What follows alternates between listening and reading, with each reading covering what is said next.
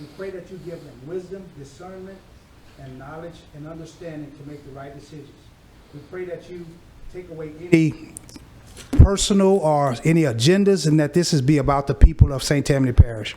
That you give them the will and the strength and the courage to make the right decisions that's going to make a difference and that would impact everybody. We pray that you just guide them, order their steps, and let everything be pleasing in your sight. In Jesus' name, amen. Amen. Thank you. Pat. I pledge allegiance to the flag of the United States of America and to the republic for which it stands, one nation, under God, indivisible, with liberty and justice for all. Thank you, gentlemen. Roll call, please. D.A. Sims. Here. Councilman Raleigh.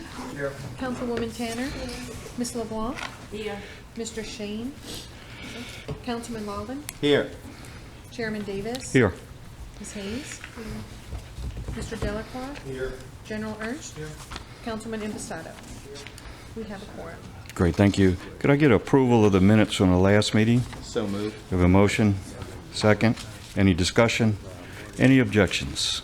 Hearing none, so ordered. Discussion of proposed amendments. We all discussed, I'll just go over it one more time to make sure I'm on the same page. We're actually going to go through all of these changes, and correct me if I'm not right. Someone may make a motion in reference to those in particular to keep them in the total charter. Or do you just want to do, I'm sorry? Yeah. Yes, we'll do them section by section. Also, I think all of you received an email from Rick Franzo, he couldn't be here, in reference to some of their positions. I'd like to put it into the public record. It's an email, so if you could download it, maybe Mary or somebody, and it was sent to all the members, just so the public can see it, and we'll put it on the web page too, so that everyone will have a copy. With that, we'll start at Article 1, Incorporation. If you remember, we were Section 106, Joint Cooperative Agreements. The item was discussed at length, and the discussion was in public-private partnership to the extent allowed by law.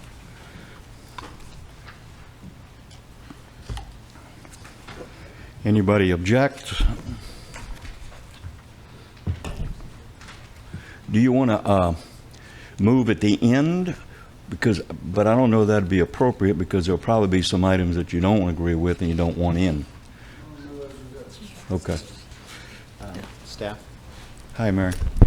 First of all, I just want to remind y'all to make sure you talk into your mics. That way the people at home can hear you. Yeah. But also, yeah, I think it might be good to have a vote on each individual one. I think that'll be a little bit more clear. Yeah. Mm-hmm.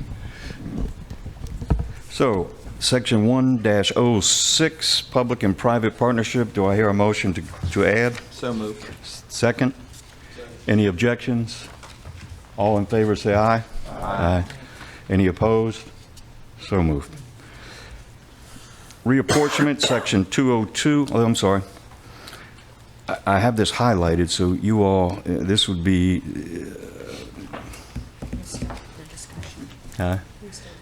Yeah, I have it highlighted. The composition, qualifications, and election. As you see, 2.-01, the Parish Council.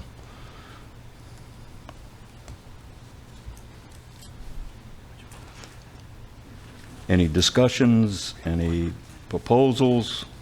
So this is on the size of the council? Yes. All right.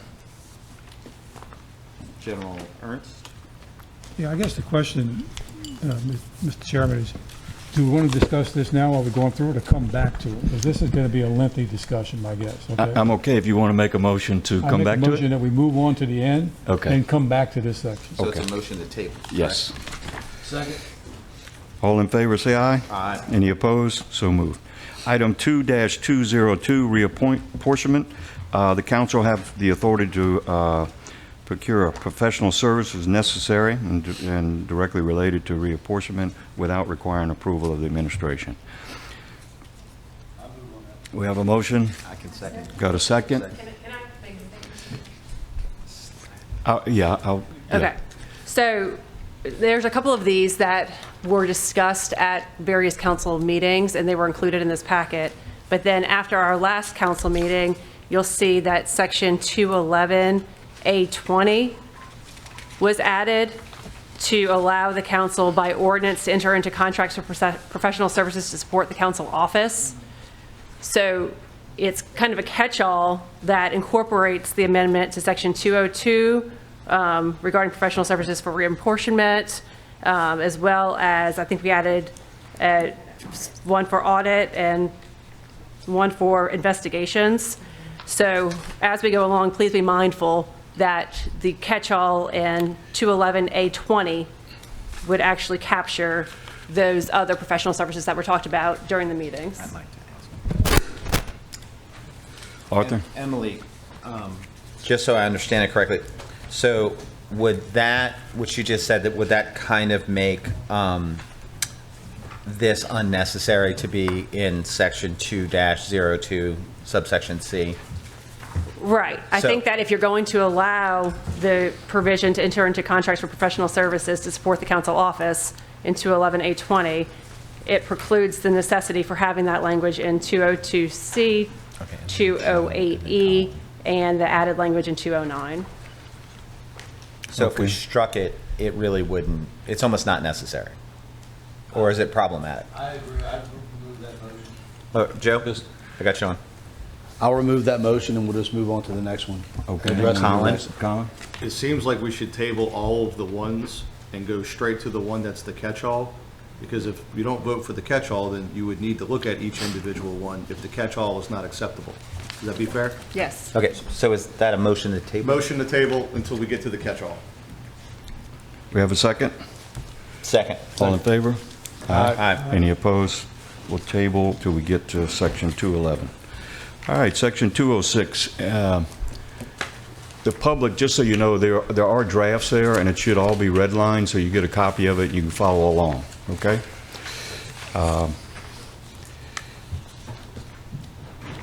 Section 2-06, there was an E added.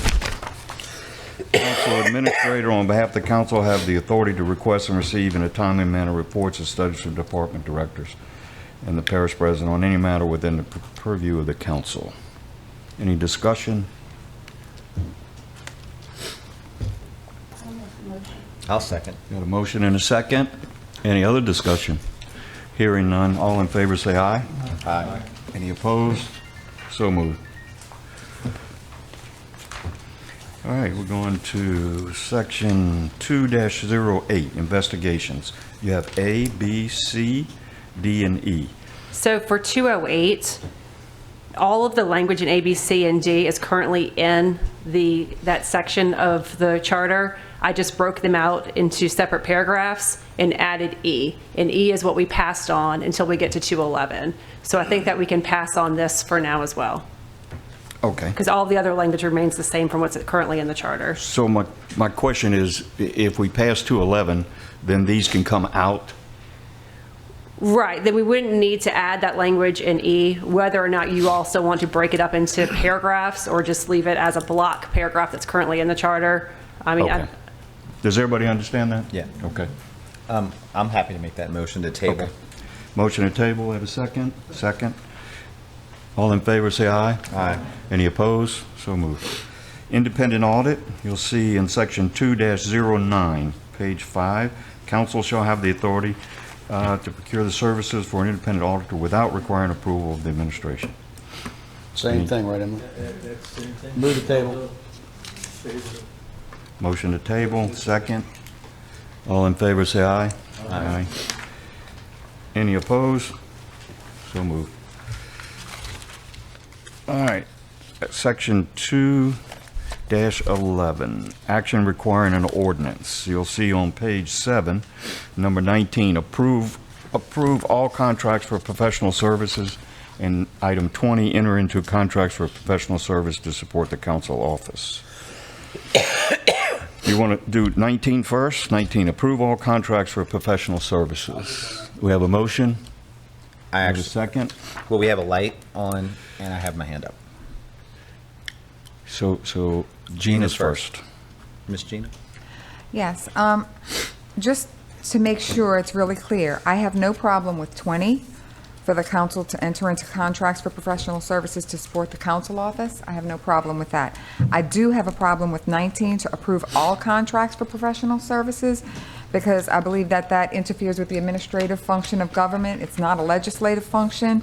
And also, it will also, just for practicality purposes, it will cause a 2-month delay on every contract that we put out. Everything that would have to come to the council, so that means every project, everything that's done, there will be a new 2-month delay on everything. So I just wanted to make sure that that was very clear. Now, as for 20, I have no problem with 20. The council, in my opinion, should be able to enter into their own professional contracts. But for all of them, I think that that needs to be reconsidered. Okay. Mr. Ernst, you're next. Yeah, we have a suggestion by Councilman Laughlin for 2-11 Bill Lakes 19. You know, that obviously changes what's in red here for 2-19.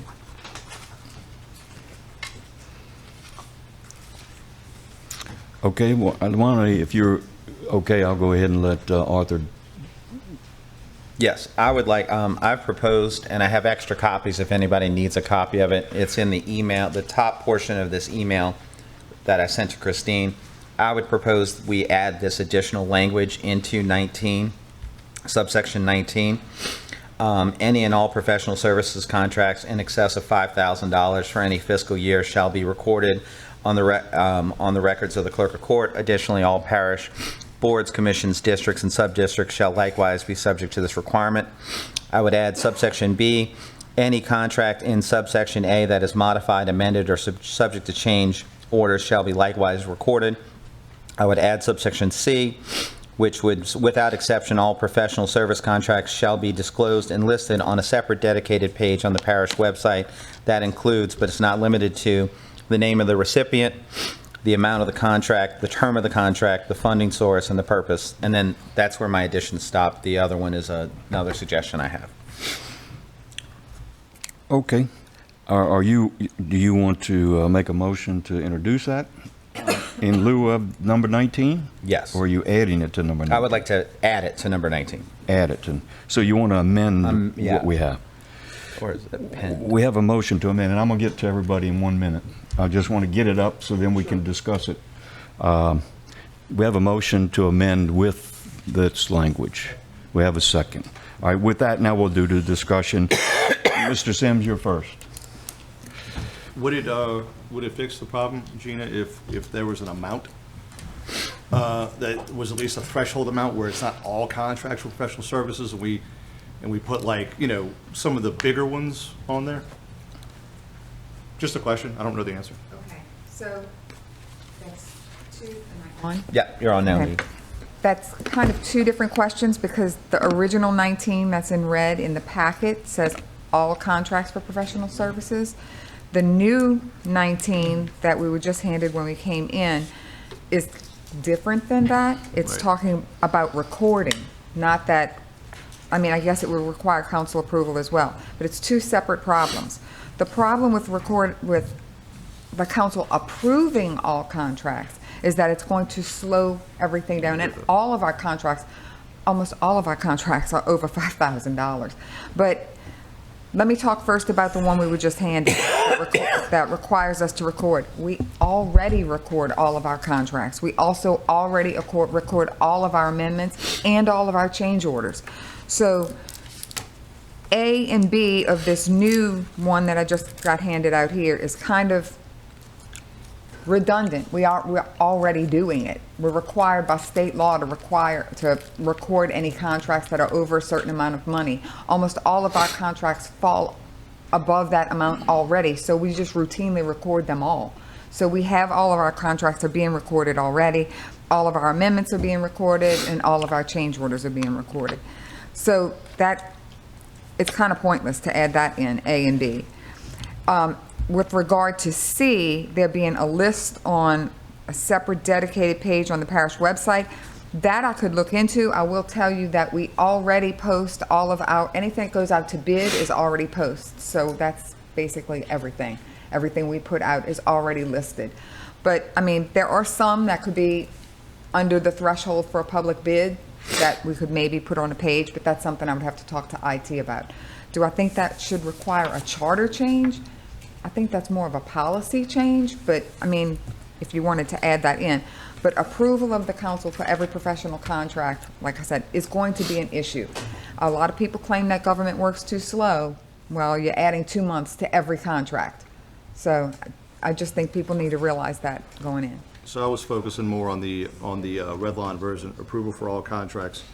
Would it be worth discussing to go up to the council to say, all contracts, professional services exceeding, and the council debates the amount of, what is the amount of money that we think is such a high amount it's worthy of debate and public discussion. I agree. I think to have to do all contracts, that would paralyze you guys and not be able to function, but all ones that exceed a certain amount may be worth considering. That's all I have. Yeah. Well, and also remember that all of our contracts are for projects that have already been budgeted and approved by the council. So there's nothing that... That's a good point. There's nothing that's going to pop up that just came out on a whim. Who it's going to, that could be an issue if somebody wanted to know that, but we send over monthly reports on that too, so.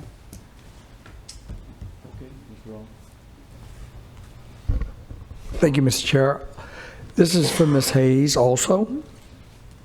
Based on these contracts, the word all, how many contracts a month? Can you give me an estimate, just what a month looks like? Because, I mean, we looking, if this would go through, that's a lot of work for the council too, obviously, right? So tell me, and I know our agendas are very long as they are, what does that look like? I can check. Let me ask our procurement director how many contracts. Okay, because that was one of my questions, just like per month, and then obviously, unless you have something per year. And then I guess maybe someone on the committee, or maybe it came from some other people on the council that are not on a committee, that I don't know what problems we've had to maybe prompt the word of all approval. So I don't know if anybody has any history on that might have prompted this possible change. Does anybody kind of know? Because I haven't really heard like any major issues with this. So as a council person, I don't know if anybody has anything to add on that would have prompted this possible change. Joe? I would say maybe make it to $100,000 would be more appropriate, but also I don't think it would, or Gina, explain to me why it would hold things up 2 months when we have a monthly council meeting at a minimum. Well, because every time, right now, once we have all the paperwork ready, we roll with it. Like January comes, if we have projects that are on the books that have been approved by the council, the budget's been approved, we start moving. So we have a list of things that get put out in January, for instance. So now we wouldn't be able to do that in January. We would have to then get it on the January calendar to have it introduced, then wait a month, then have it adopted, then wait for so many days for the president to sign. So it's going to be, with advertising and everything else, it's going to be 2 extra months on every contract. Mr. Chair, I wasn't finished. Oh, I'm sorry. That's all right. If I can get my mic. It prompts another question for Ms. Hayes, I guess. So it's going through a bid process anyway. Yeah. So I don't know what the count. So professional services are handled differently than other kind of construction contracts. So what is the amount? I don't know if Joe mentioned, I don't know if the 100,000, I heard 5,000. So no. So what happens is we have what we call a pick 3. All of the different engineering firms and professional services and all of these things, we put out an advertisement for them all to apply to be on our list of approved vendors. So that happens. Once they all go through the scoring process, they get on a list. So let's say we have an engineering project that we need. If that project is under, I believe it's 250, if it's under 250, then it's called a pick 3. And what the pick 3 is is the engineering director will pick 3 people who have already been on that approved list, the ones that have already submitted all their paperwork and have been scored and approved to be on the list. The engineering director picks 3. He sends those 3 over to the parish president. The parish president usually consults with the council member whose district that's in, and then he picks one of those 3 engineering firms for that particular project. If it's over 250, then we do not do the pick 3. We go to the list and we do a pick 5. He picks 5, the director picks 5 from the list, and we put that out, and they have to submit full proposals for the project if it's over $250,000. So, and once those proposals come in, they're scored, and then that's how they're chosen. So it's not just like at a whim, we just pick this one and pick that one. It's not like that. The engineering director, if it's for a bridge, he'll pick 3 firms from the list that deal with bridges. If it, that's how it works. I haven't answered Larry's question. Okay. You want me to turn you on? Yes, She's on. please. I got it. Thank you. Gina, I looked at our last contract report. I just looked it up real quick. So far this year, we have 227 contracts. In July, we had 38 contracts, just to give you an idea about how many. So if this change would take effect on all, or a possible change on a dollar amount, which seems to be more manageable, so you're looking at a possibility of 36 items on the council agenda to be okayed, right? Yeah. All right, thanks. Scott, then Scott, then Cheryl. Am I on? Okay. My first comment was what Mr. Sims said. I will not vote for something like this that says all, number one. In my opinion, it should be a threshold number, if any number at all. Secondly, before voting on this, I'd like to hear from our council people, both on the committee and those here, what problems have you had with professional service contracts? Because I haven't read anything in the paper. I see nothing on Facebook or media. Well, you're laughing. You're laughing about Facebook. A lot of stuff goes on Facebook about this parish. I'd like the council people here to tell us, are there problems with professional service contracts? Because I know, and I'm going to say it, if professional service contracts have to be approved by 14 people, let's say it stays 14, guess who the people are going to be lobbying? 14 people to get 8 votes to approve every contract. The system is set up the way it is. There's checks and balances. There are lists of contracts. Things are posted. The council has its prerogative to set its agenda. If the council has a beef with Gina Hayes and President Cooper, they should put it on their agenda and say, let's talk about these 5 public professional service contracts that were signed. And you don't disparage the companies, you ask the questions of the administration. And I think you're going to hear what Ms. Hayes just said. She not only educated me, I respectfully think she educated my friends on the council as to what the parish administration does on contracts. And I'm not defending the parish. I think there should be separation of powers between the parish administration and the parish council, but this is not one of them. The spending issues in this parish need to be looked at because we don't have enough revenue coming in to pay our criminal justice system. That hurts economic development. Before we do something like this and add 38 a month to the council agenda, add 1 agency a month to look at its expenditures and have a public hearing on that. 1 a month for 12 months. I think the people will say, yay. That's how our house is spending the money, and that's why our house can't pay for that security light outside, i.e. pay for the court and jail. That's what the parish council needs to focus on, not something like this. All right, great, thank you. All right, Cheryl. Thank you. Scott, I know what you're saying, and let me explain why this is on here. Okay. This one? Yeah, no, you're Okay. fine. This is on here because Ms. Hayes made a point. She said that the three are picked, and then President Cooper contacts the council member to discuss it. That's not done.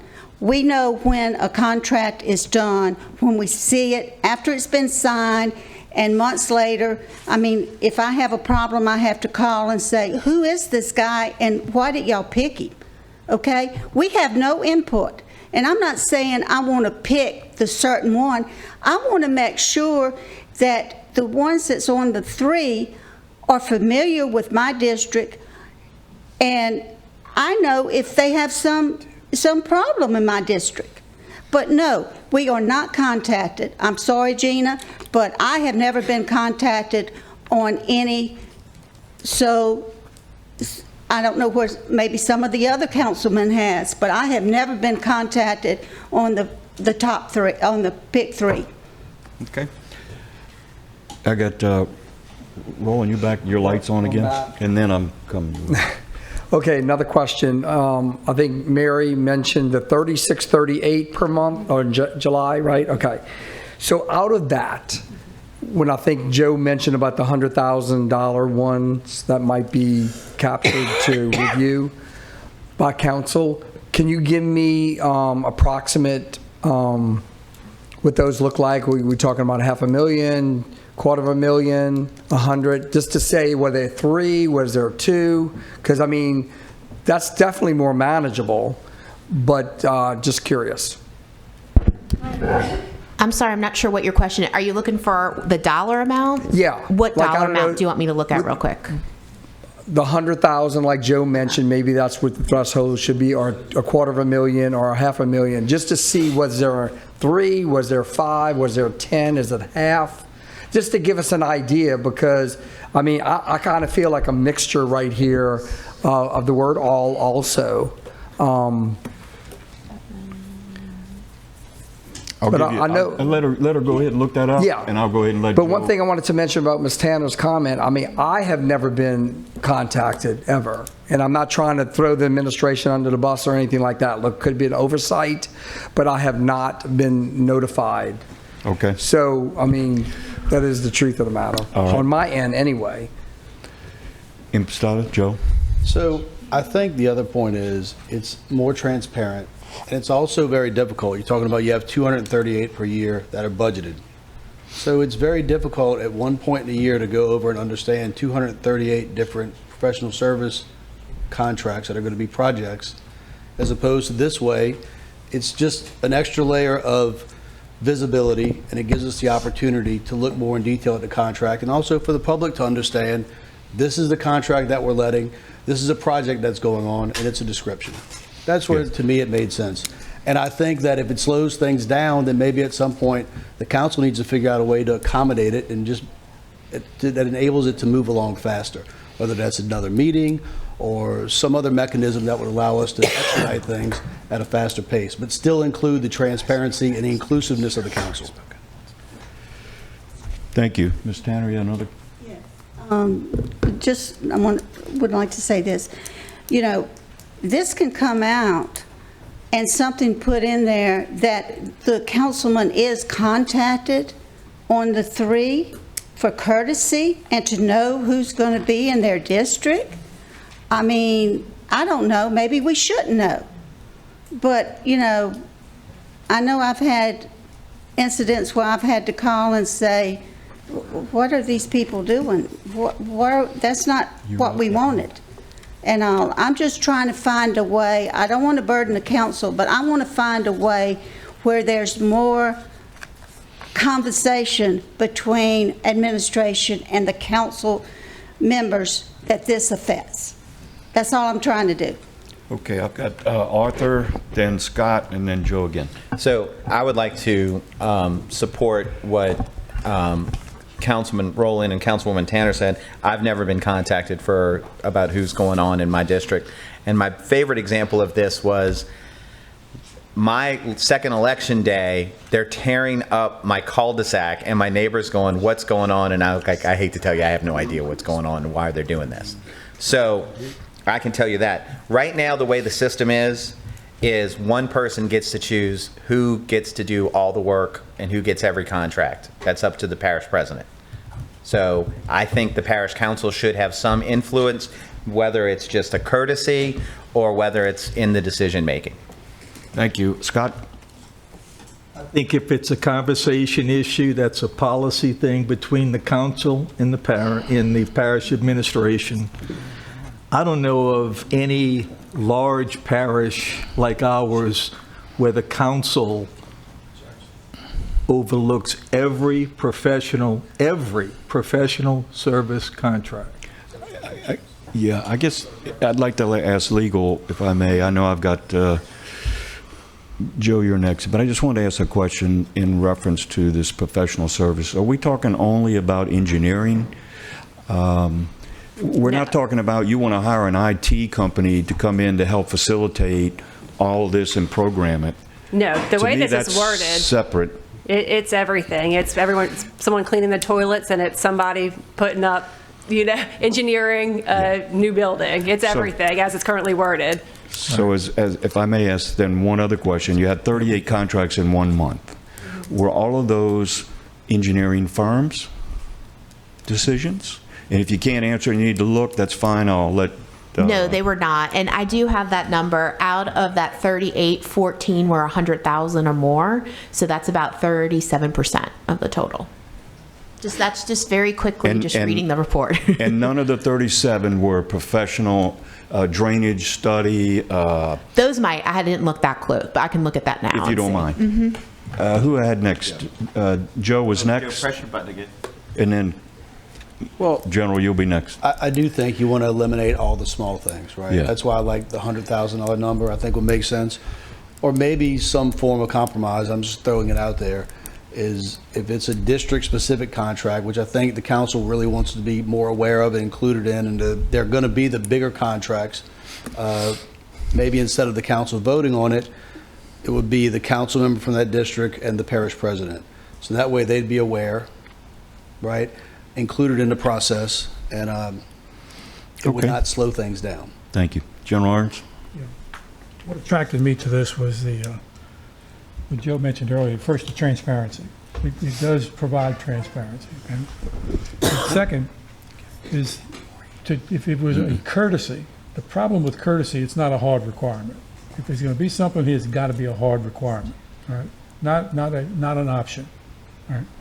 Now, in terms of the size, I'll defer to the wisdom of the people on the council, but when I looked around the room, and most of the council people in the room, their head was going, "Oh, I haven't gotten it," and then they spoke to it.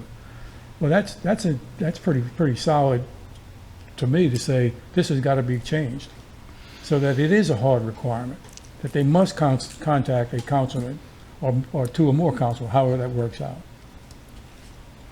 Ms. LeBlanc?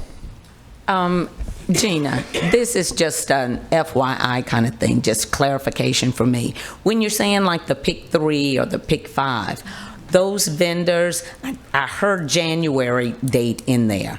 Is that the one time that the vendors are, or that you can constantly throughout the year get different vendors? No. Okay. No. What I meant by January is when a bunch of things are budgeted at the beginning, like, Right, we right. have our budget, and so we try to move quickly in January to get as many things going as quickly as possible. Right. But no, we do contracting throughout the whole year. Well, Every month. as far as like new vendors coming into play, that's more so what I was doing. Yes and no. Yes, Okay. we have our preferred vendors list. It's called the Professional Preferred Vendors List, PPSL, something like that. They can submit to that, and then other people can add into that annually. They can submit their qualifications and things like that annually. We open that up to where more people can get on that preferred list. Okay. But once you're on the preferred list, if there's a pick 3, they're picked from that list. If they're a pick 5, they're picked from that list. So you really need to be on the list. Okay. And that qualifying is like once a year? That? Qualifying for that, Right. yes. They can Okay. qualify for that list once a year. Okay. But we do contracts throughout the year Oh, no, that no, get no. picked No from doubt. that list. No doubt. I was just more so concerned about vendors getting added to the list. Right. to And get for the on. pick 5, I'd like to make it clear that just one person doesn't pick for the pick 5s. The pick 5s are scored by a committee So it's not just someone picking the pick fives. The pick threes are picked by the parish president, but the pick fives are not. Okay, thank you. Okay. Any other discussion? I have a couple things quickly. Just on Mr. Laughlin's amendment, the language, additionally, all parish boards, commissions, districts, and sub-districts shall likewise be subject to this requirement. I don't think that that would be permitted as a charter amendment. We don't have authority over all the different parish boards and commissions to regulate them. However, they are still regulated by public bid law, and those agencies are required also to record any contracts greater than $25,000 and any change orders greater than $10,000. And I'd also just like to point everyone's attention to Section 309AC. That falls under the duties and powers and duties of the president, because I think it fits in this conversation, and I want to make sure that y'all are aware of the language in the charter. It says the parish president, one of his duties is to sign contracts for projects, equipment, professional services, and materials and supplies specifically identified in the approved operating and capital improvement budgets or as specifically identified by ordinance. Contracts for projects, equipment, professional services, and materials and supplies not so identified shall be submitted to the council for approval. So I just want to make sure that y'all are aware that that provision plays into this conversation that we're having here tonight. Can I ask a follow-up? Well, so that was item 5 on 3-09, correct? Yes, A5. So the things that are not identified in the budget, right? Yes. So if there's a new project that's identified or a new service that's needed throughout the year that's not part of the operating budget, that has to come to the council for an ordinance to approve that professional services as an addition to the budget before the president can sign any contracts for those professional services or any of those other contracts. Right. Yeah, when they approve the budget, in that budget is a capital budget that gets approved, and then the administration moves on that capital. So. Can I ask a follow-up? I'm sorry? Can I ask a follow-up? Sure. Emily, if I could ask a follow-up. So to the boards and commissions, so would you say just strike that, or are there some boards and commissions we could make that? And I'll trust your judgment, so. I mean, parish commissions such as the Planning and Zoning Commission that fall squarely within the purview of parish government, yes, although they're not entering into contracts in the first place on their own because they don't have that authority. Parish library potentially is quasi-controlled, but those are really the only boards So and in that commissions. case, it's probably best to just strike that portion. That's what I would recommend. All right, so I would make an amendment to my addendum, is that correct? Is that what I'm saying, and strike Okay, that let's portion? go through it. We have a motion and a second on the original. Okay. You want, when I get to the audience, I've given a lot of courtesy to council members to ask questions. We're not going to do that anymore in reference to speakers. So I just want to go and make sure we all are okay. With all due respect, the commission is the body to ask all those questions. Certainly, if you want, come up to the podium and do a question, okay? And I mean no disrespect by that, but that's why we have the commission. Scott, I mean Doug, I'm gonna ask you to sit 1 minute. I have one before you and then you, but I'm going to. We have a motion and a second on number 19. Approve all contracts for professional services. Then we have an amendment by author, and I don't know that we got a second on that amendment. So, but now you want to amend your amendment, correct? Yes. Okay. What's the language on He wants to take out. So I would remove basically, I would remove in the first paragraph, additionally, all parish boards and commissions, just remove that whole sentence. And then I think I'd probably, I defer to my colleague, Mr. Impostado, would you say substitute the 5,000 to 100,000? I would substitute the 5,000 to 100,000 and then keep everything else. Well, the way that you're reading this, though, that's talking about the amount for recordation. Okay. So any non-professional services in excess of $100,000 shall be recorded. I apologize. You're right, Emily. I would add that to this, kind of like the heading here, 19, that's on the red line version, and that would start before that, and then it would. Okay, so it would read, approve all contracts for professional services greater than $100,000, period. Yeah. And then start with subparagraph A, any and all professional services in excess of $5,000 shall be recorded in the clerk Yeah, of courts with the records. strikeout of after additionally to requirement, that would be removed. Okay, and that is a much lower threshold than state law. Just want to make sure you're What's aware of the that. state law threshold? $25,000 for contracts and $10,000 for change orders. Okay. So there's going to be an expense added to the parish for recording more contracts. Okay, Just want to make sure you're aware of that. let's make it match state law then.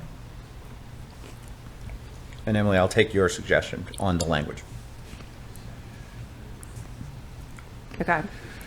So it would 19 would read, approve all contracts for professional services greater than $100,000, period. And then subparagraph A, any and all professional service contracts in excess of $25,000 for any fiscal year should be recorded in the records of the clerk of court. Thank you. Go ahead. You had a question? Yeah. Yeah. So are we recording currently or not? Yes. So do we need to add that here? Can we just go with the $100,000? Is that okay with everyone? Arthur, is that okay with you? That's fine with me, yeah. If we're recording already, I mean, I don't see any need to add language if we're doing it. I do think I like the $100,000 amendment. I think that's reasonable.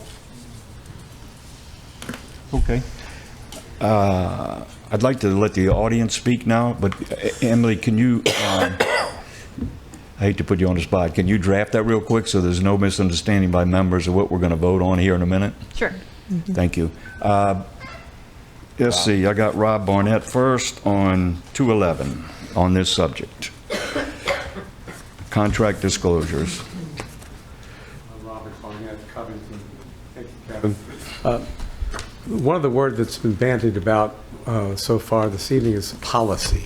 And what this does is do away with discretion, and policies are very dangerous animals. They can change from month to month. And I think the purpose of having something like this in there that Mr. Laughlin's put together will take the discretion out of certain things. With all due respect, Joe, I think 100,000 is kind of high based upon at least my experience when I worked here. I think what you should do is cover any entity, board, commission, district, etc., that has any government funds that come through this office, because there are a lot of contracts that go out under those boards and commissions that are extraordinarily high, that I don't think the public would be very happy with if they found out about what's being spent by certain boards and commissions. So I think if you get 1 penny from the parish that's budgeted, I think it needs to be the same sort of disclosure. What's good for the goose is good for the gander. And that, I think that was a good idea that you have here to cover boards and commissions. Okay. Great. So I think you should have something in there to cover that, that makes it mandatory. Right. Thank you. Emily said we can't cover that. We have no legal authority. If they get money through this body. There's no reason to debate it. She's referring to Emily Kubian. Yeah, I agree with you. Legal advice to these people in the committee. Right. Okay. Doug, you're up next. Well, I had more of a question than a statement. I think in transparency, a lot of discussion is good. I think we clog up the system if we get down to, small amounts. But my question was, at what level with our current staffing can some of these contracts be handled in-house? I mean, are we sending out, $8,000 and $10,000 contracts that involve engineering? I mean, how many engineers do we have on staff? Ballpark. 4, yeah. They can handle small contracts? We got more than 4. And I'm just asking a question. I mean, when I look at contracts that are hundreds of thousands of dollars, absolutely. But, I mean, we can't take out our own trash or, Public Works do the engineering for some small drainage projects without outsourcing it? Well, what I'm saying is, when we're talking about 230 contracts, Well, I understand, but you're saying there's no one-off engineering? I didn't hear you. Gina, do you want your mic on? And I'm not being argumentative. I'm trying to talk All about efficiencies. All of the contracts are not, that Mary was noting, were not all engineering contracts. Yes, ma'am. And yes, we do have some small engineering projects that we handle in-house, but the larger engineering projects, we just cannot handle in-house. We do not have enough engineers on staff. I understand, and I guess then my question is, what's that number? What is the definition of large for the parish? A large project or? No, a large engineering contract. A large engineering contract would depend on the design of the engineering. I'm not one of the engineers, so I can't. I don't know if they'll do a small bridge but not a large bridge. That's not an answer I can answer. Well, all I'm pointing to It's is not tied to a dollar amount necessarily. It would be how detailed, how. I really can't. I'm not the person who decides whether something can be designed in-house or outside. I mean, a small drainage project for a culvert. That's something that our engineers could look at and design. A bridge, probably. Do our engineers look at and design it? Small projects, yes. Small projects. Our And again, engineers do. I'm just asking a Yes. question. I'm not trying to argue. No, I know. What's our level? And do we need to hire better engineers? Okay. I think we're going down to totally off subject. I'm done. Personally. All I'm saying is, I think in transparency, you mentioned a number, $100,000. I'm saying maybe we should have a number that we do in-house. We do small projects in-house, but we do not have a fully staffed engineering department that could handle major projects. Okay. That was just a question. And look, in the business world, I can do appraisals in-house on any loan up to $100,000. I don't have to outsource that, so. Yeah, and that's great. Thank you. Mr. Davis. Go ahead, Joe. I think, and I just want to make sure I'm clear, what Mr. Laughlin is talking about, Mr. Barnett is talking about when it comes to boards and commissions would only be the ones that pass through St. Tammany Parish government. I think, like the library, the Coast and Stark. Would that be accurate, Emily? I'm honestly not very clear about the intent, and I'm not sure if that intent is for the council to approve all those contracts or for those agencies to record their contracts. I'm very unclear about the amendment. I was as well, but I'm just trying to clear. Like, we can't approve a fire district contract or a mosquito district contract, or we have really nothing to do with their operations. Yes, I'm not sure what would give the council that authority to do that through our charter. Nothing in the charter we can do to give us that authority, but the ones that pass through may be different. Would that? Yes, but I mean, for the library, the parish owns their buildings, so most of the large contracts for the library come through the parish anyway, because you all own those buildings. So any capital projects are all controlled by our procurement office, and you all approve all of their projects through the budget process. Okay, I'm sorry to interrupt you. Okay. Colin with his. Mr. Collins? We might want to put language in here, even though there's certain things that we don't do now. I'm sorry. You're on.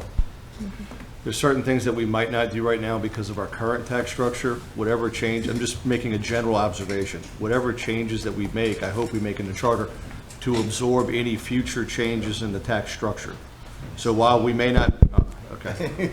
It says Sims right here. Right, but that's your mic. Oh, well, it's too much technology up here. Could everybody hear me, what I was saying before? Yes, sir. Whatever changes we make, I think we should make changes in a light where I hope we're considering down the road tax structure changes. So the home rule charter needs to have the ability and the flexibility to absorb any tax structure changes that might change the funds that do run through the council or have oversight by the council. Is my only good point observation. Thank you. Maureen O'Brien has section 211. Yes, sir. I just wanted to also mention that as a council member, I have never been contacted by administration regarding any contract whatsoever. Y'all had asked if any other entities did have control. My understanding is Jefferson Parish council members have total control. But I would tell you, I would not want total control. I don't want this process to become very political. Now, I think there should be a threshold. I'm not interested in having my say on every single little bitty contract, but the bigger ones, I think as a courtesy, we talked about that, we should be contacted. So if courtesy is not specific enough, I think they could be mandated to contact us and get some input. I don't have a problem with that. I have no desire to go through almost 40 more contracts per council meeting. So again, my biggest thing is I don't want to make this political. Great, thank you. Chief Warhorse, you had a question on section 2-11. Excuse me, I forgot about meeting tonight. I had to just run out of here. Okay. Thank you all for giving me a few minutes. I wasn't planning on coming up here and talk, but y'all meeting was getting good, so we here. I want to get just clarity. Arthur, Kevin, making answer. What we were talking about then, and I like she got some of the stuff answer what I was saying. We were talking about transparency with our leadership, like I told you yesterday, Arthur, instead of surprises. Okay? So we need accountability, transparency. Is this going to be included in this charter where Arthur, something don't just pop up and you say, I don't know nothing about it? I think the council need to know what's proposed for their district. Is that what I'm saying? Then the transparency of it, then you can come back to us. We get input on how we feel it's going to affect us. Then you come back and say, okay, this is what my people said about this community. This is what I feel been missing. Talk to you about it too. This is what the community is asking, Kevin. We was at meeting last night. People getting surprises. In this charter, are we the community going to be able to get some transparency just like our representatives? I think that's what we all trying to say, and she brought what I was saying up first, but I think that's what we want to be included. Great. Community hearings or something. We appreciate it. Thank you so much. Emily, how are we doing on that language? I've got it, yeah. Is there a way to print that? Well, I was going to Oh, you can put it on the screen? Good, so everybody can see it? That'd be great.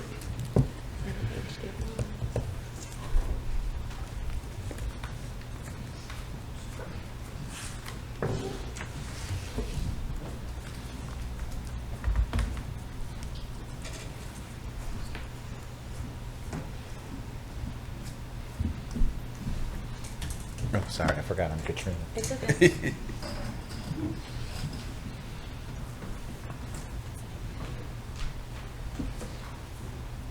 And then Kevin, if you tap it, it'll go full screen. Okay.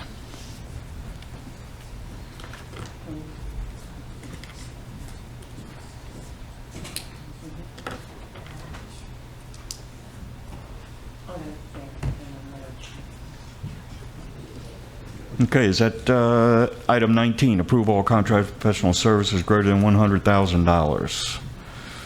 That was your amendment, and it was Yes. seconded, and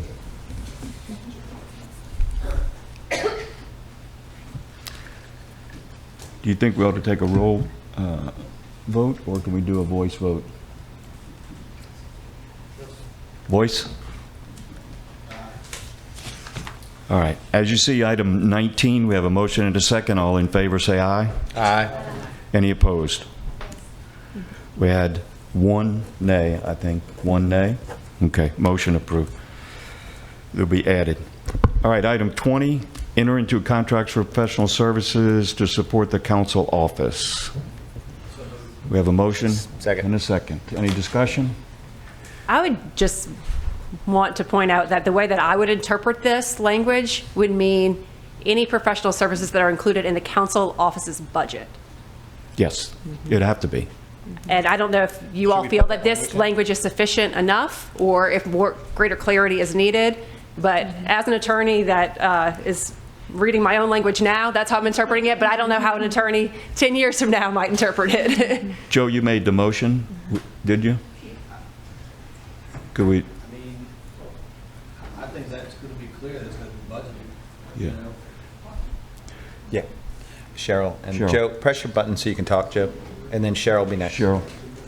No, I don't think we should be entering into any kind of professional service contracts that conflict with, we don't need to be going to engineering contracts. If it's ordinance related, if we would have put some detail in it, I'm fine with that.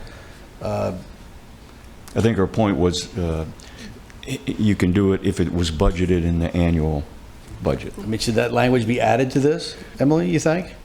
I just wanted to get your input on whether you think this is sufficiently clear, that this means professional services budgeted in the council's budget. I have no problem adding that language. I'm sorry, Cheryl. Okay, if I can, again, one of mine. There was some conflict, and the council office still has someone that has not been paid because we entered into an agreement and needed the professional service, and the gentleman has not been paid because there was some question as to where we could do that, and the administration thought we could not. So this is... Yeah.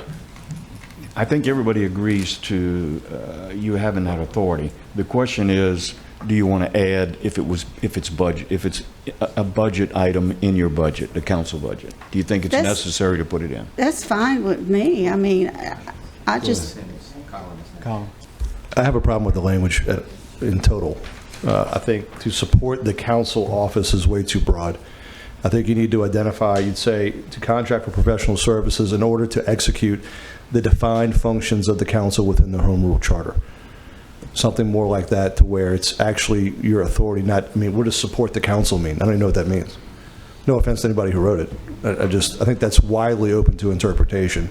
I think it doesn't hurt to add the budget language, because obviously I don't think anybody can do anything outside the scope of their budget, but it makes sense to put it in there that you may want to in advance budget for the services for the year in advance of the things you anticipate, and not just do it on a whim. And I think you need to define, I think that the language I just suggested would cover Cheryl's problem, because part of what the council was attempting to do with that example was conduct its investigative powers. And the question became, can it contract for professional services to do that through a third party that has better experience in doing that particular level of detail? So I think that if you put the language to execute the functions and powers and authority of the council as defined in the Home Rule Charter, I think that would be specific enough. I agree with that language. Good. I do too. I like that. Emily, can you do your magic? I just have one. Go ahead. I agree with y'all. I just want to make sure, if we would have the ability to hire somebody to do an investigation, for example, with your thing, or would we have to budget that first? Well, I think you keep a budget for the ability to do those things. Whether you spend the budget are two totally different things. All right, I'm in general in agreement with the amendment.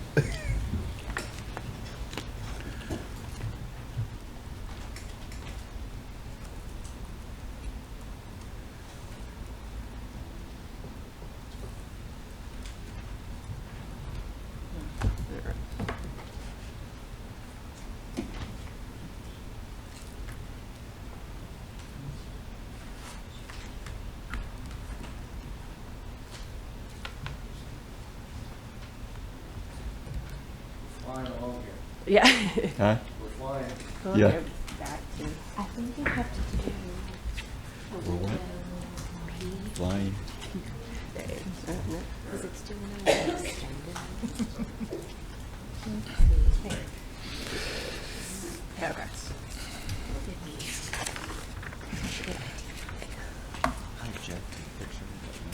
Okay. Okay, everybody please read number 20. Enter the contract for federal services in order to execute the function of the council office defined in Home Rule Charter. Everybody agree? We have a motion? We have a second?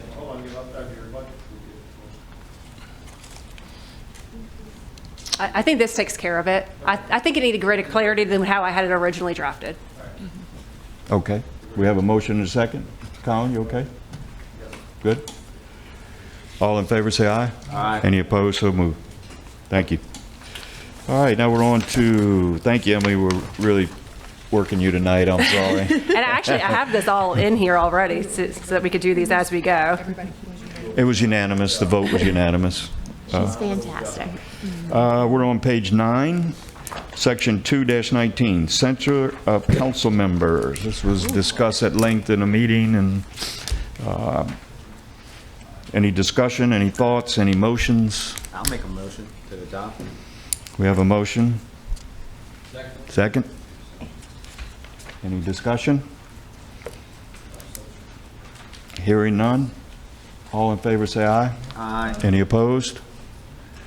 Unanimous. All right, we're moving now. We're going to page 13, item B at the top, page 13. Any contract, agreement, or legal instrument requiring an ordinance of this charter shall not be executed prior to the adoption of the ordinance. Any contract, agreement, or legal instrument shall have no legal effect. Oh, there's some missing language there. Okay. Any contract, agreement, or legal instrument executed prior to the adoption of the ordinance shall have no legal effect. Okay. Prior to.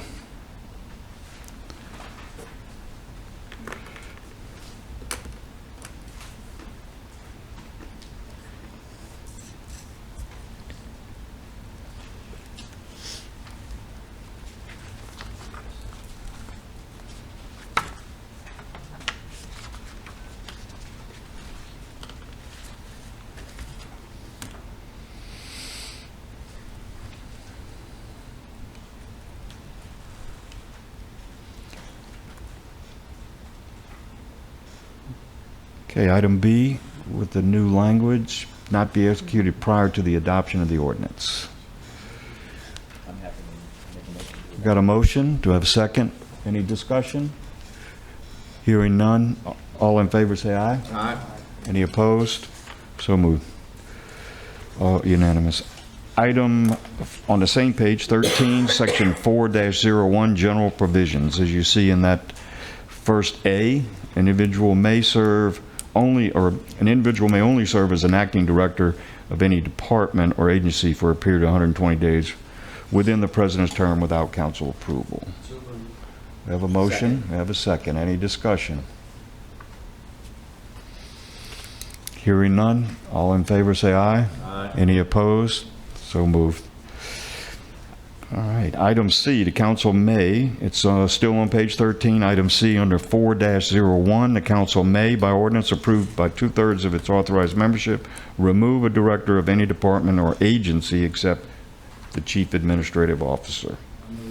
We have a motion and a second. Any discussion? Gina. Gina, give me a second. I got to turn your microphone on. Okay. I have a problem with this one for two reasons. One, it's an administrative function of government. It's not a legislative function, whether to remove a director or not. Also, that puts the directors in a very precarious state of not knowing who they answer to. If the council member is wanting them to do something and the parish president is telling them to do something else, then who do they answer to? They have two bosses now. Well, more than two. They have 15. And I just don't think it's appropriate, and I also don't think it's a legislative function of government. And I also think I'll be losing a lot of directors. I certainly agree with some of your comments. I don't understand your thought process that a director would wonder who they work for, though, because they definitely work for the administration. Just because they could be removed by a majority of the council, I don't know. But we don't have to debate it. I agree with some of your comments, yeah. So we have a motion and a motion? I have a question. Yes. Would it alleviate some level of concern if you please put some... Oh. All right. Hello? Would it alleviate some level of concern if you put some type of period where, you know, the person couldn't be removed for at least X period of time after placement? So you'd have some level of guaranteed stability? So I appoint a director. The director, I don't care what the vote is, can't be removed unless the passage of 120 days passes, and then you have a 2/3 vote. So now you have some stability, and there's not some concern that the person doesn't have a learning curve ability, or they're panicked of who they report to, or anything. They're able to prove themselves, prove that they're competent, learn the job, and not have to worry about a 2/3 vote removing them. So at least it's a threshold level of stability that you don't have to worry about people being removed and not having enough time to get. Does that make sense? It does, but I don't think this applies to just right after they've been hired. The way this is worded to me is at any point during they could be with us for 10 years. Right. And a council member tells them to do something, and the parish president says, don't do it, and the council member says, I'm going to get 8 votes and you'll be fired if you don't do it. Now that director's, what do I do? Well, let me say it I have differently. one council member that's going to be, gaining votes against me, Sure. and then I have the parish president that can fire me on the spot. So I just think it puts directors in a very precarious situation. Let me say it differently. Would it at least be better than if it passes as is, that you have some level of time where they can remain? I'm not saying you're like, thumbs up in it here, but is there some level of adjustment? Not that you would ever vote yes for it, but some changes that if it's going to pass, I would like to see some level of stability here. Yeah, I don't, Joe, I know you get the next question. If I may ask Gina, my knowledge of when we were operating, the council, I thought in this charter, they can't direct staff. They can only talk to them. So with this amendment, they can't go in and say, you better do this or I'm going to terminate you, because number one, they can't do that. Or at least they're not supposed to be doing that, okay? As per the charter. But this would make them able to do it. Well, no. Right now, they can't do it. Well, no, With because this, it they would doesn't be tell able them what to do. I think to get 2/3 vote, that director would have had to have done something you probably would have already terminated. To get 2/3 vote of a council. That's 10 people. That's 10 people. I'm just saying, I know the council, you're not allowed to go to a director and say, I want to do a study on a drainage thing in my district. They're not supposed to, but they do every day. We Okay. we do have some council members that dictate to employees what to do. Now, Okay. we do tell them, you don't have to listen. You Okay. can come and ask your director or whatever, but we do have council members, not all of them. I'm not Yeah. going to say all the council Yeah. members do. We do have some that direct people. Okay, that's the kind of dialogue we need to understand, so that when we're talking about this, because in my mind, in the beginning, again, they can't go tell them that, but if they are, then, They are. And I will also tell you that we have had to have conversations with the staff to tell them that, if your director or the parish president is telling you not to do something and a council member is telling you to do it, you have to come and let us know. Because they did believe that they could be fired. There were plenty of staff members that thought they could be fired by the vote of the council. Okay. And we have assured them that that's not the case, and then I will lose that assurance as soon as this passes. Okay. So that's my concern. Joe, you're next. You said everything I was going to say. I mean, it's 10 votes, and you cleared up the other part. I don't think it replaces the day-to-day direction. It's more of a situation where if you have an emergency or an issue where a director is just really not doing a good job, the council fields more complaints probably than anybody else in St. Tammany Parish about what's going on. I think as the voice of the people, it's right that they have some input on this in a potential situation where this type of action may be required. Okay. Ms. LeBlanc? I tend to agree with what you're saying as far as not having, Gina, as far as not having council being able to make personnel decisions. I just feel strongly about that. I work for St. Tammany Parish, and that was, the board just did not deal with the personnel issues. That was where the line was drawn. It was policy that was there.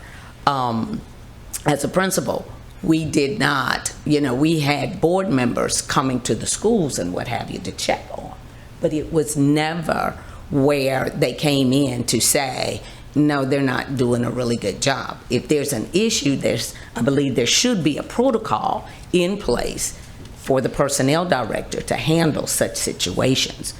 But to put this in and say that council has the authority, in my mind, I always thought it was a policy-making board. You know, you're making policy, not necessarily personnel decisions. And I think that needs to be a clear line separating the two.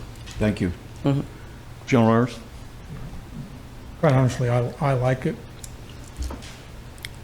We previously talked about balancing the executive and the legislative in a parish. This is a way, tiny way, if you will, of helping do that.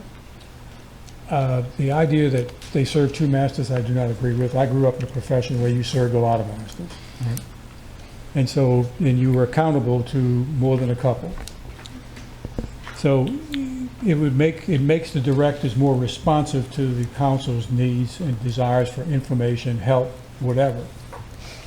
And a 2/3 threshold is a pretty high bar for the council. So I think there is checks and balances in that, so that no single councilman can get rid of a director.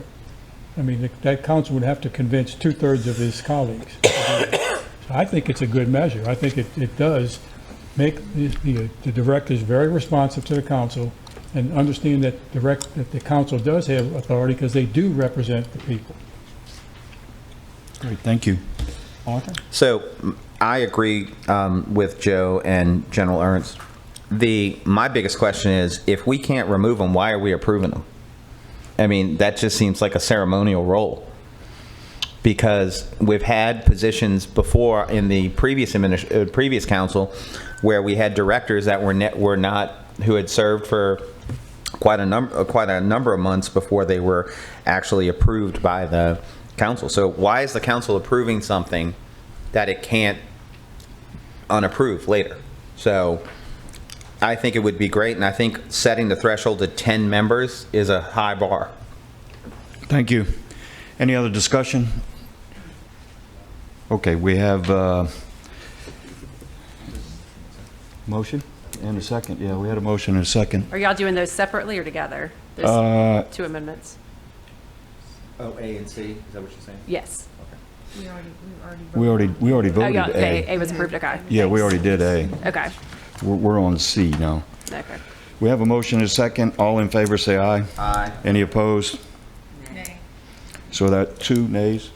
2 nays. Motion passed. All right, next page. Page 14. Well, actually, where does it come down? It comes down, unless otherwise, at the top of the page, unless otherwise directed by concurrence of the president, majority vote of the membership of the council. That's the legal department, yeah. Okay, Arthur? You have a Yes, sir. amendment? I have, if you look at the same email I gave y'all, the second part, I have an amendment with some added language. Okay. Okay, everybody have one? All right. Section 4.3, Legal Department. The district attorney of the judicial district serving St. Tammany Parish shall serve as the legal advisor for all criminal matters and such civil matters that do not devolve unto the office of the parish president or the council. I would add section B. The council shall have the right and ability to retain fund from its budget and pay for its own counsel. Such counsel shall serve at the pleasure of the council. Such counsel shall not be a member of the office of the district attorney. The salary and benefits shall be established and determined solely by the council. Said counsel shall be entitled to bring litigation or defend its client. Salary and benefits shall be determined by ordinance. Support staff shall likewise be established by the council. I'm also adding section C. The office of the parish president shall have the right and ability to retain fund from its budget and pay for its own legal counsel. Such counsel shall serve at the pleasure of the parish president. Such counsel shall not be a member of the office of the district attorney. The salary and the benefits shall be established and determined solely by the parish president. Such attorney shall represent all departments, offices, commissions, committees, agencies, and the like, and represent the parish government in legal proceedings related hereto. Said counsel shall be entitled to bring suit or defend its client. Support staff shall likewise be established by the parish president. I'm also adding section D. No special outside legal counsel shall be retained by the council, district attorney, or parish president except by written contract for a specific purpose approved by the favorable vote of the majority of the authorized membership of the council. Such authorizations shall specifically specify the compensation, if any, to be paid for such services. Thank you. Is that a motion for the amendment? That's my motion for the amendment and reading it into the record. Okay. Do we have a second?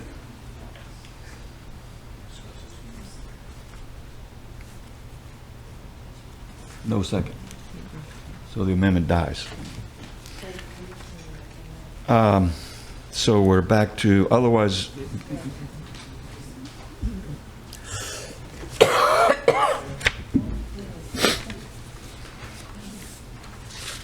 you go down to legal department. It's on the top of page 14. It only gives me half of the sentence. So unless otherwise decided by the concurrence of the president, majority vote of the membership of the council. And subsequent to this version, I was provided a second version that's on there that has sections A, B, and C that I have in the PowerPoint. B, I see B, and C, yeah. B, the parish council by order 2/3 membership. Can you tell us who provided those changes to you? Yes. So the first one was just my kind of consensus from watching the meetings over again of what was discussed. And then the second one was a discussion of some of the members of the committee, including the district attorney, and just to add the district attorney as part of that decision-making process in establishing a separate legal department. Okay, thanks.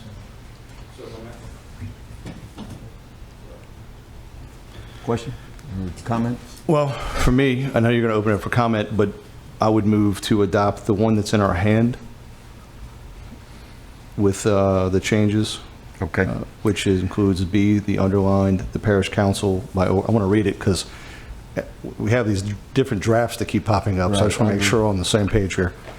And then we want to make sure the one that's printed out is the one that is through the concurrence of, let's say it's adopted by 2/3 of its membership with approval of parish president by signing of the ordinance and with concurrence of the district attorney in writing. This is the version that I would move to adopt that's printed out. Okay. Did everybody understand that? You got it on the written? We have a motion. We have a second. We have a second. Any other discussion? Hearing none, all in favor say aye. Aye. Any opposed? Motion carries.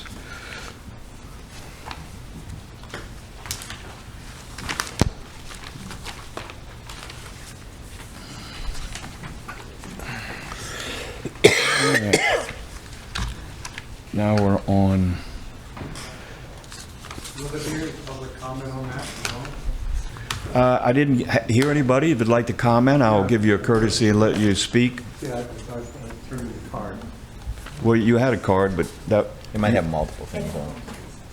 Oh, yeah, he does. You did. I'm sorry. My fault. 403, you're down on the bottom. It's done at this point, but just a comment for the record. Sure. I think the problem, it's the age-old conflict that's set up that unfortunately I lived through for a decade in this building. And it's an inherent conflict. You can't have three masters. When I was here, I was an assistant DA, but I was also worked under Kevin Davis's wing here in this building. You're getting away from the three levels of government. You're forgetting those three branches, and you're combining the legal department all having one voice, and it sets up a real problem. For instance, what happens if the parish council votes and says, "I want the parish president to do something," and he just doesn't do it? You've got to bring what's called the mandamus lawsuit.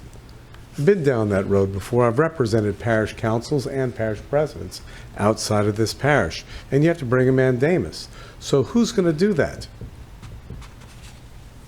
Mr. Sims can't do it. He can't represent one body and sue. It just doesn't work that way. So I think what was read before is the ability for each department, each branch rather, not department, each branch, to have the ability to retain its own counsel, independent, and not be burdened by having potential conflict. It sets a bad precedent that I know it's been litigated before, but this is the opportunity for this committee to change the charter to do away with it. Other parishes that I've looked at and that I've worked with have that ability. You're hamstringing yourself. I don't know what analogy you want to use, but it presents a real problem. I just ask that you reconsider it, because this is not a good idea for the legal department to be one voice for all three entities. It's just not a good idea. Thank you so much. We appreciate your comments. Do we have any comments, Mr. Sims? Just a couple comments. One is that the language that is in the Home Rule Charter now gives us the flexibility of moving forward to when the parish, I would say, advances at some point for us to get together and make a decision of when it's time to change that, as opposed to going back and having to re-amend the Home Rule Charter. So the language allows us to come together and agree of when is it a good time to change the complexion of the legal department for the parish. I think the language allows us now to make the changes when we come together as a collective and say, now's the time. To your point, I would rather deal with a conflict and the DA's office be conflicted out or on a case-by-case basis than the overall duplicative cost of multiple legal departments for multiple things all over the place. We don't need to look at any examples any closer than the most recent ones, where we've got a single, no offense to this law firm, but we've got a single entity billing entities in this parish $1.8 million, and that's the entire cost of the legal department that represents parish government right now.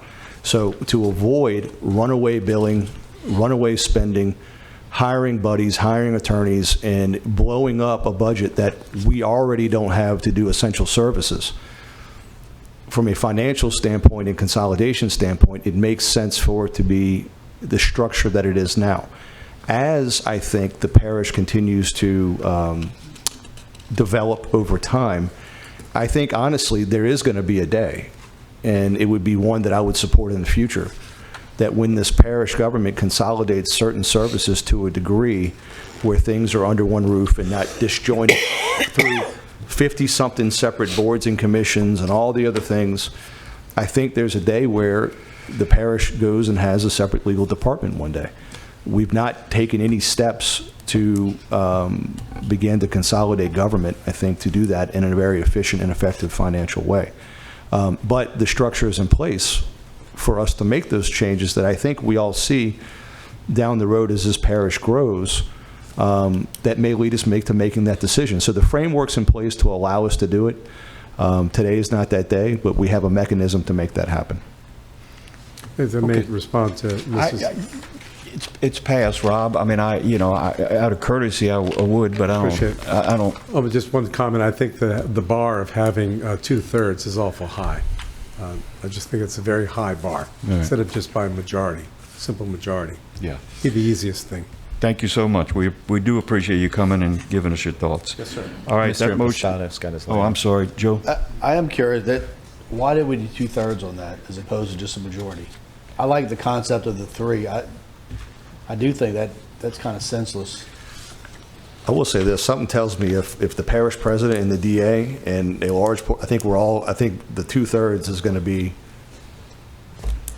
I don't think a tough hurdle if all bodies are on the same. I could be wrong. No, I agree, but I don't know that it should be written that way. I just think it's not, that could cause a problem that the parish president and the DA may not want to deal with. I would amend to do the majority of the council. A simple majority, Joe? A simple majority, yes. Do we have a second? I'll second that. Okay, any other discussion on that? In other words, we're going to go back and take out the 2/3 of its membership is what his motion does and puts a simple majority. Sorry, in most places of the charter, we don't say a simple majority, we say a majority of the whole. Okay. Which is the 8 votes. So do you all want to keep that consistent? Yes, ma'am. Yes, ma'am. Okay, I have a motion and a second. Any discussion? Hearing none. All in favor, say aye. Aye. Any opposed? Great, thank you. The motion has been amended and approved. I'm sorry? The 2/3 language is in there for establishing legal department and dissolving legal department. I just want to Yeah. clarify that. The majority vote, yeah. Everybody agrees with the majority vote, yeah. All right. The next item is on page 17. This is item F. It's the Personnel Board, and it was the creation of it and the concept of it. This would be a motion to remove. Do we have a motion to remove? We have a motion by Cheryl, second. We have a motion and a second. Now we'll have discussion. And I think Ms. LeBlanc had a good question. Maybe you want to ask her, just so. Yes. It's a very good question. Okay, because on my original documents that I had, it did not say in 410.3, administer an employee grievance procedure. So I was a little lost when the removal of the entire board, the personnel board, was removed. But now that I see it here, and if you can just explain what that grievance procedure is, because I wanted to make sure the employees had some place or some way or some method set up for that. So right now. It's his, right? Now it's on. Okay. So right now with this, which is not really workable, but right now if someone is terminated, they have the right to send their grievance back to the HR director, the human resources director. The human resources director will look at everything and will decide to either uphold that termination or to turn it over. I can tell you since I've been here, we've never turned one over. If they're not satisfied at that point, then they can make an appeal to me. I will then review everything, and I have the ability to overturn that termination. If I don't, if I uphold that termination, then they have the right to go to this board. Well, this board, the way it's designed on here, has to be made up with like 3 nominees submitted by this chamber. So in order for us to get this whole board together, get them together, let them listen to the appeal, and then the board doesn't have any power to reinstate them. All they have to do is listen to the appeal. And in all the time I've been here, only one person, well, 2 people filed to go to the board, and we got the board all set up. Only one actually showed up. The one said, well, if they can't hire me back, why am I coming? We don't know. So one canceled the day before, but one actually went through the whole appeal, and the board upheld the termination. So it's just, we go through all the different processes. It's really just a waste of the board's time. It gives false hope to this person that's been terminated that they could possibly be reinstated. It's just not a good thing. Once they get to that point, if they've gone through all these steps, no one's going to overturn it, and this board didn't even have the ability to overturn it anyway. Right. Well, I just wanted to make sure that there was something in place in Yeah. substitute. Gotcha. Thank you for sharing that. You're welcome. All right. So Kevin stepped away, so I'm in charge. Emily, you had your light on. Did you need to speak about this? Okay. So do we have a motion? We have a motion and a second. All right, let's vote. All in favor? Any opposed? All right, motion carries. All right, so does that take care of all of page 17 and the top of page 18? All right, moving to the bottom of page 18, section 412, administrative reorganizations. The change is at letter D. All right, does anybody want to open discussion? Mrs. Hayes, sorry. That's okay. I have the same issue with this as I had with the directors. I feel that this is an administrative function of government, not a legislative function of government. To have the council reorganizing, once the parish president comes in and sets up all of his departments and gets everything in line, to have the council then decide that they want to run it a different way, it creates quite an upheaval. And I just feel like it's just the legislative branch reaching into the administrative branch, and I don't think it's appropriate. Okay. Do we have any discussion from the council? Ms. LeBlanc?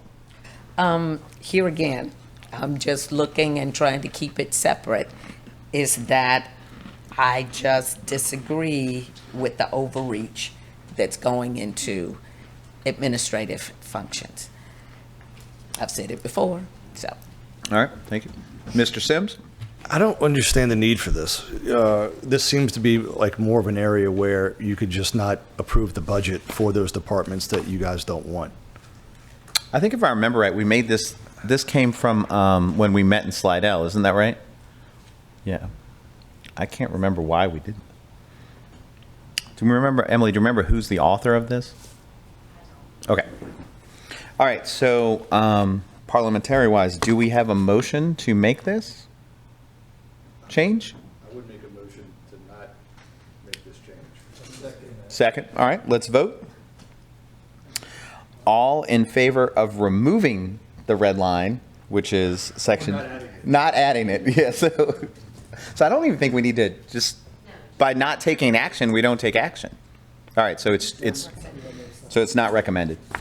Anything by for the public? Anybody from the... Okay. All right, moving to page 19, section 5, operating budget preparation and adoption.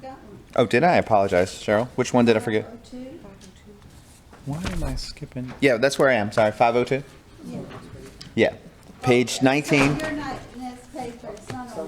Oh, okay. I apologize. This is on my page 19.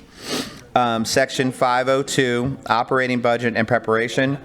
The red line is the addition of a new first paragraph. At least 120 days prior to the beginning of each fiscal year, the president shall remit to the council a draft of the proposed operating budget. All right, so we have a motion from Mr. Impastato, seconded by Mr. Rowling.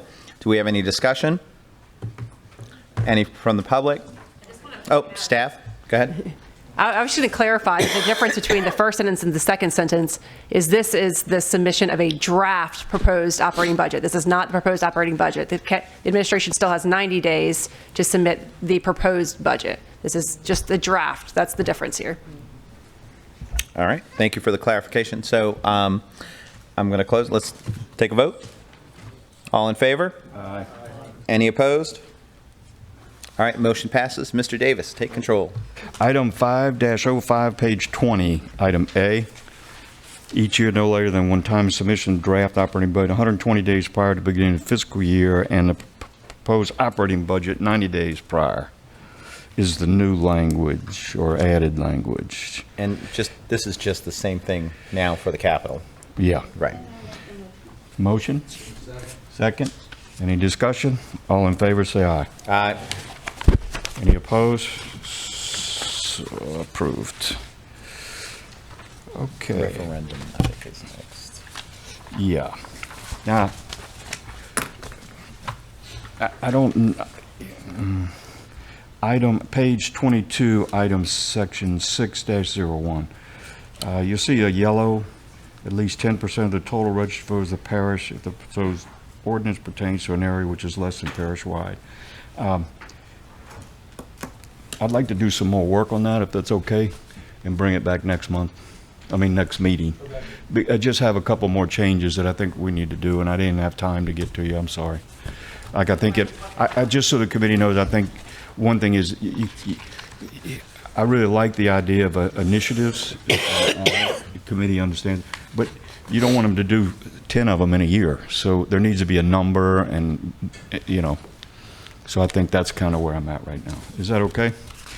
All right. I think we're on page 25, item G, section 8-06. When permitted by state law, presidential appointment to a board, commissioner, committee must be approved by the majority of the council a supermajority 10 shall be required to remove such an appointment.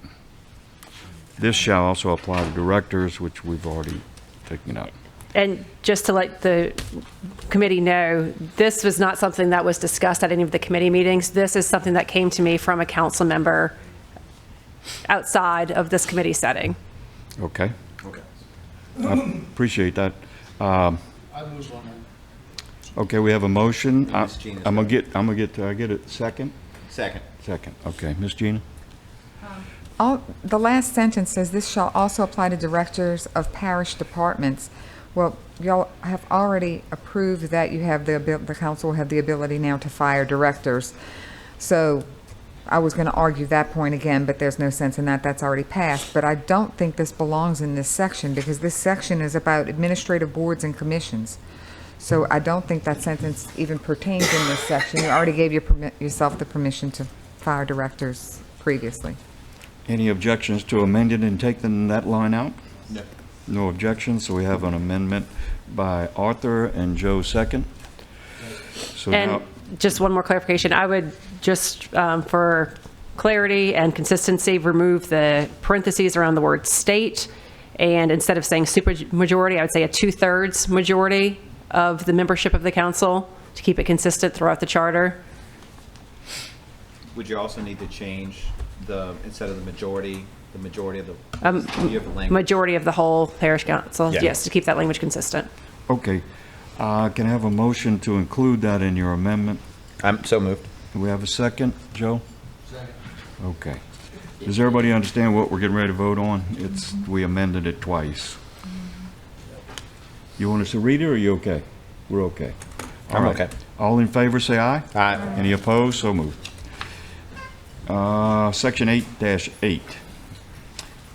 Still on page 25, except as otherwise provided by the general laws of the state. I'm not... Emily, do you know? This also came out of the meeting in Slidell as part of that discussion regarding boards and commissions. I mean, state law is overarching. We can't have any charter provisions that conflict with state law. So I'm not sure that this language is necessary. I think it's just clarifying.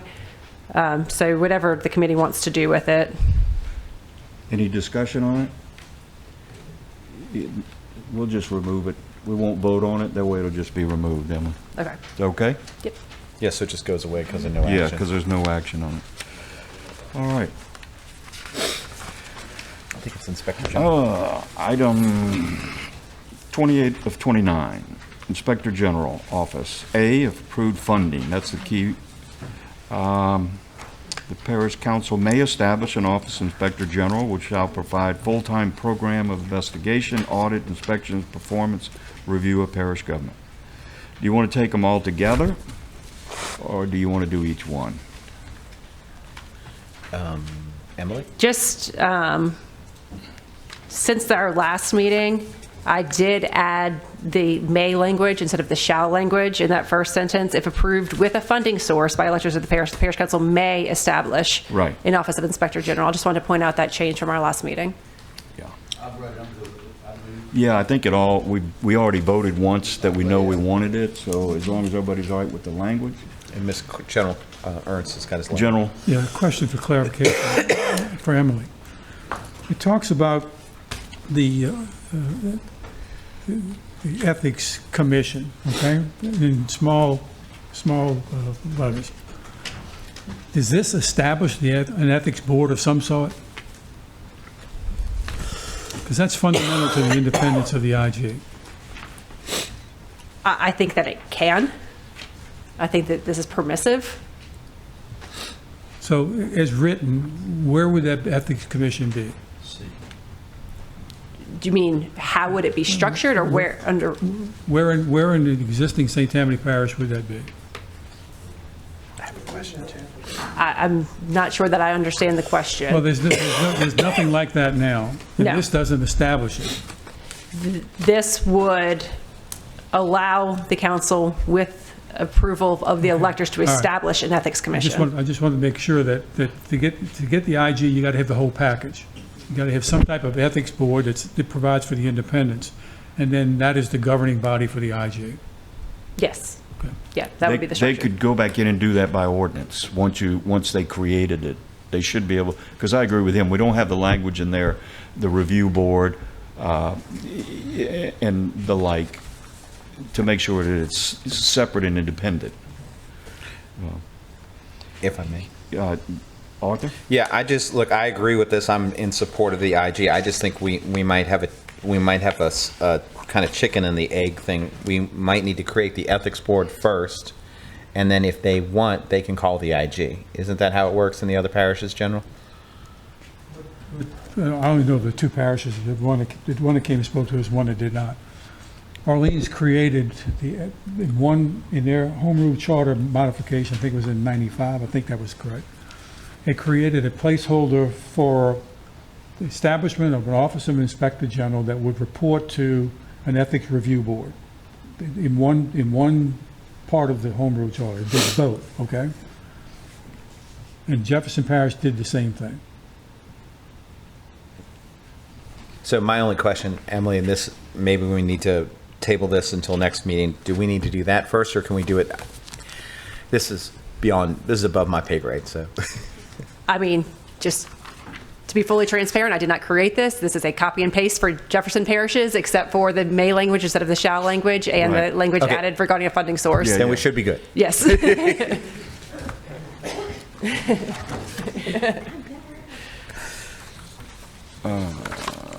Mr. Sims? Mr. Sims, go ahead. I'm sorry, the language of this, as far as what the IG can go into, that's limited by an alternative statute, is that correct?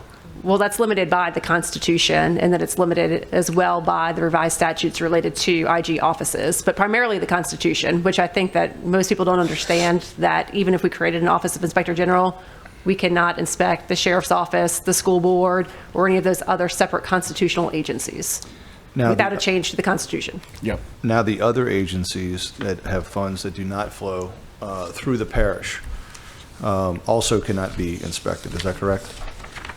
There is case law that says that the IG can inspect those agencies to the extent that any dollars flow to those agencies from the parish. Right, so if monies do not flow to them from the parish, then they cannot, is that correct? Correct. Now, that particular restriction, is that by statute? Yes, that's an interpretation of the revised statute by the Fourth Circuit. So one recommendation I would make in an amendment here is, to the extent that the statutes change, you may want to have some level of flexibility that would expand the IG's ability to look at things and look at entities where funds do not come from the parish if there is a larger state statutory change, where then the statute then becomes broader and a lens for more autonomy, and then we're further restricted by our home rule charter that I don't think we want to go back and amend again. So does that make sense to what I'm saying? So in that last sentence of paragraph A, where it says increased accountability of parish government, its departments, agencies, special districts, and entities receiving funds through the parish.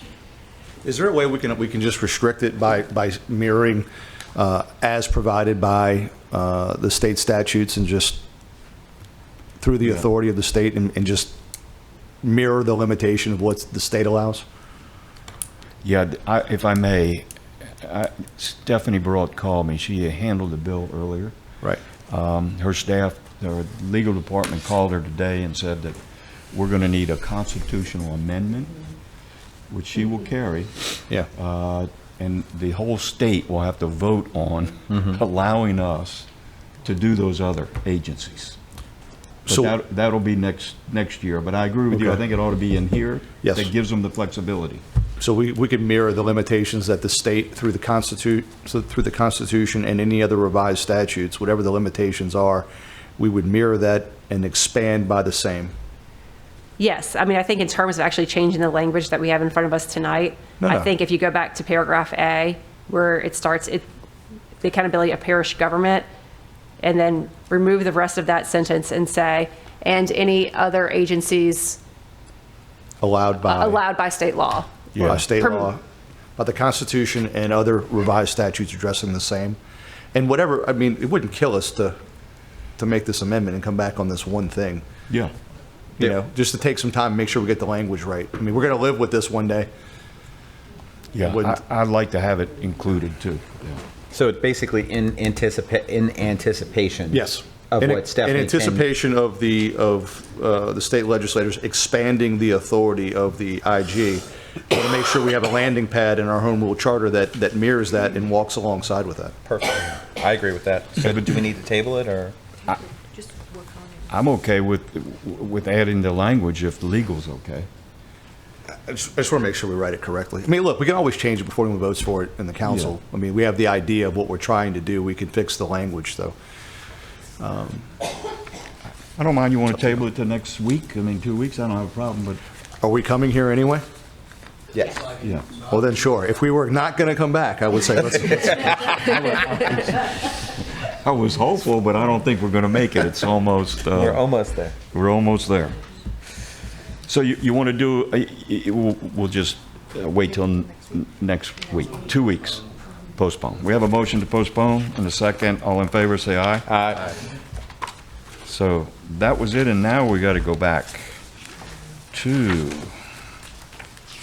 I think we're, what do you think? I think We're we're almost... composition, right?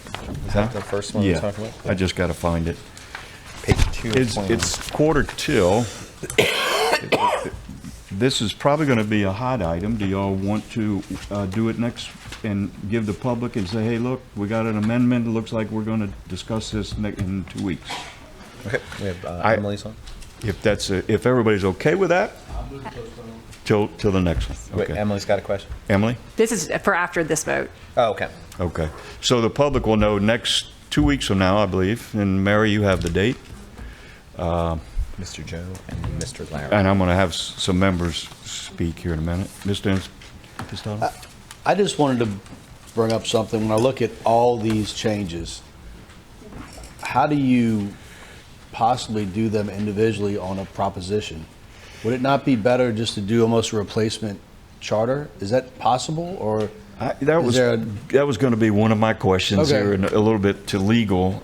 And I know we have worked you to death on this, but it's so important. I have a Okay. I had an idea where I thought we could maybe give this to Grant Schluter, our bond attorney. Remember, he came at the beginning of this process, and Right. let him look kind of where we are now Yeah. and kind of what changes we made and get some recommendations from him Yeah. as to the best way to recommend that, if That'd be y'all are good. okay with that. Yeah, that'd be good. Along with Joe's talking about, I had this. And then Larry's got his letter too. Who's that? Larry. Larry, 1 minute, Larry. I'd like legal to, because you can't do it in 5 minutes. Is there a possibility to do a consolidated government? I keep hearing about boards and commissions and boards and commissions. I'd like to do some research on a consolidated government where all boards and commissions are departments. And they would report to the administration.